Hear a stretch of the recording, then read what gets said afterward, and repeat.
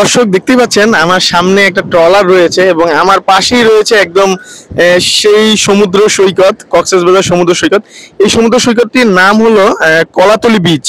Maybe আমি এখন দাঁড়িয়ে আছি কলাতলি বিচের সামনে এবং আমার সামনে একটা রয়েছে যে সাগরে মাছ ধরার যে ট্রলার গুলো রয়েছে, ট্রলার নৌকাগুলো, সেই ট্রলার গুলোর সামনে দাঁড়িয়ে রয়েছে।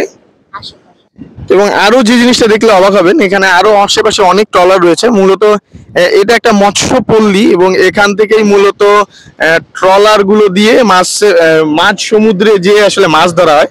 তো এখানে আমার সাথে রয়েছে সাকিব এবং সাকিবের সাথে আমরা একটু কিছুক্ষণ কথা বলবো।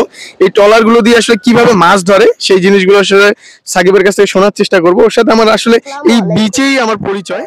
সাকিব, এই যে এখানে যে ট্রলার গুলো রয়েছে এগুলো মূলত মাছ মারার ট্রলার, এগুলো মাছ নদীতে মাছ মারা হয়। মূলত সাগরে যে মাছ ধরার জন্য আসলে এই ট্রলার গুলোকে ব্যবহার করা হয়।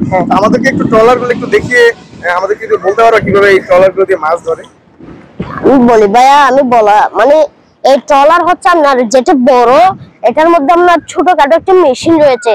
মেশিনের মাধ্যমে কাজ করে, যেটা এভাবে মানে আমাদের মধ্যে ঘুরিয়ে যেটা স্টার্ট করা হয়, এটা আপনার এমনিতেই চলে যাবে। স্টার্ট করলে মানে হয়ে যাচ্ছে।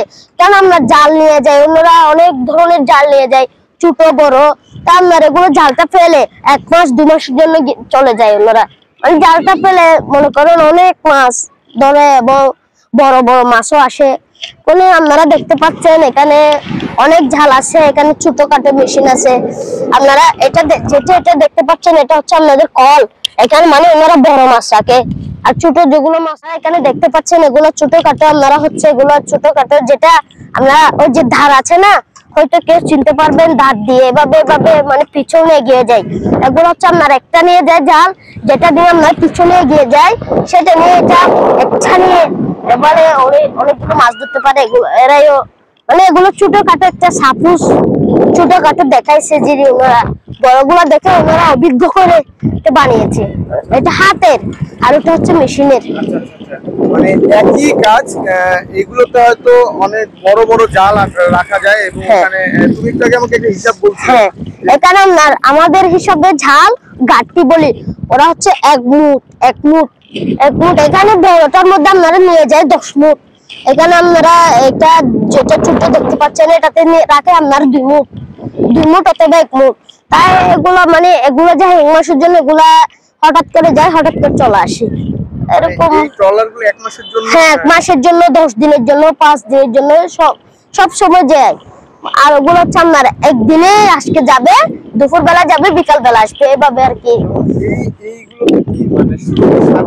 হ্যাঁ, এগুলো শুধু সাগরে মাছ ধরার জন্য আসলে ব্যবহার করে। আর এখানে আপনার এগুলো কি ডুববে না, এগুলো ভাসবে, জানলাম উল্টে যাবে আর ভাসবে। আর এগুলো তো একবার ডুবলে তো আর বাঁচা সম্ভব না, এটা আর তোলা যাবে না। আর এগুলো এই ট্রলারগুলো বেশ রিস্কি। হ্যাঁ, রিস্কি। হ্যাঁ, আর এগুলোর মধ্যে রিস্ক নেই আপনার। এটা যদি উল্টে যায় এভাবে নিচে হয়ে যায়, ভাসবে। আর এগুলো তো আপনার একটা যদি এই যে এভাবে যদি একটা ঢুকে, আর ওটা সম্ভব নয়। আমি তাকে কলাতলি, ওই যে আমাদের বাসায় এখানে কলাতলি জোরজড়িপাড়া আছে একটা, এই যে এদিক দিয়ে পরে আমাদের দেখতে পাচ্ছেন জোরজড়িপাড়া আছে, এখানে আমরা আসলে থাকি। তার আমি এখানে হঠাৎ করে ঘুরতে যাচ্ছিলাম, আমার বড় ভাইকে পাইছি। বড় ভাই আমাকে অনুরোধ করছে যে একটা, আসলে আমি কিন্তু ভাবতে পারি নাই। আমারও বলছে আমার একটা ছবি তুলে দাও। আমার ছবিটা দেখে আসলে বড় ভাই অনেক চিন্তিত হয়ে গেছে, এই ছোট বাচ্চা কিভাবে খুশি হয়েছে। হ্যাঁ, খুশি হয়েছে। এবং হ্যাঁ, আসলে আমার এমনিতে এভাবে ওনার বিশ্বাস হচ্ছিল না যে কোনটা আমি এত সুন্দর ছবি তুলবো। দেখো অবাক, আমি যেগুলো শিখাই দিছি, মানে ওনার অনেক যে ভালো লাগছে, ভীষণ খুশি হয়েছে। সেটা আমি বলছিলাম আর কি। আমার ভাই আমরা খুশি হয়েছেন আপনি? জি জি, আমি অনেক খুশি হয়েছি সাকিব। ঠিক আছে, তোমার ভাইয়ের একটা ইউটিউব চ্যানেল আছে, সবাইকে একটু ইউটিউব চ্যানেলটিকে সাবস্ক্রাইব করে দিতে বলো। ভাইয়া একটা লাইক করে দিবেন, সাবস্ক্রাইব করে দিবেন, বেল আইকনটি অন করে দিবেন। আচ্ছা, ধন্যবাদ।